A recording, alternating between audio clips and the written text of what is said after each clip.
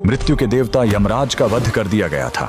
जी हाँ, उस दिन मौत को खुद अपनी मौत देखनी पड़ी थी और उनका वध करने वाले कोई और नहीं बल्कि स्वयं कालों के काल महाकाल थे। सिर्फ अपने एक 16 साल के नन्हे भक्त को बचाने के लिए महादेव ने यमराज की छाती पर ऐसी लात मारी कि यमराज के प्राण निकल गए। कहानी शुरू होती है महान शिव भक्त ऋषि मृकंडू और उनकी पत्नी मरुदवती से। सब कुछ था उनके पास, लेकिन एक ही दुख था, संतान का न होना। उन्होंने शिवजी की कठोर तपस्या की। भोलेनाथ प्रसन्न हुए, लेकिन उन्होंने एक कठिन शर्त रख दी। उन्होंने पूछा, तुम्हें कैसा बेटा चाहिए?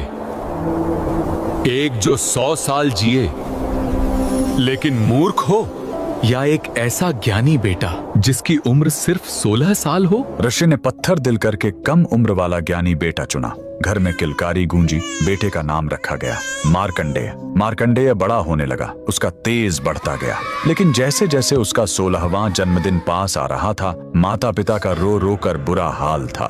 जब मार्कंडेय ने कारण पूछा और उसे अपनी मौत का सच पता चला, तो वो नन्हा बालक बिल्कुल नहीं घबराया। उसने कहा, मैं उस महाकाल की शरण में जाऊंगा जो मौत को भी बदल सकते हैं। वह घर छोड़कर एक पवित्र और सुंदर नदी के किनारे आ गया।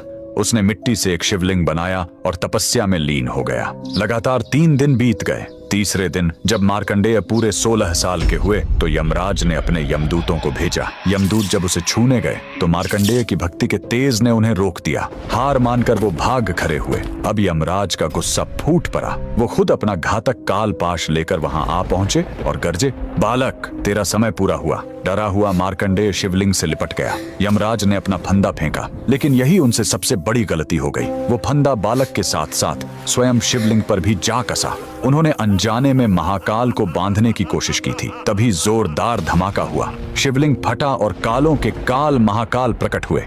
उन्होंने गरज कर कहा, मूर्ख, तूने मेरे भक्त पर वार करने की हिम्मत कैसे की? महाकाल ने एक जोरदार लात यमराज की छाती पर मारी और अपने त्रिशूल से वहीं यमराज का वध कर दिया। उस पल दुनिया से मौत खत्म हो गई। शिवजी ने मार्कंडेय को अमर होने का वरदान दिया। बाद में सृष्टि का संतुलन बनाए रखने के लिए उन्होंने यमराज को भी वापस जिंदा किया, लेकिन इस चेतावनी के साथ कि वो शिव भक्तों से दूर रहेंगे। उस महाशक्तिशाली महादेव के लिए कमेंट में हर हर महादेव जरूर लिखें।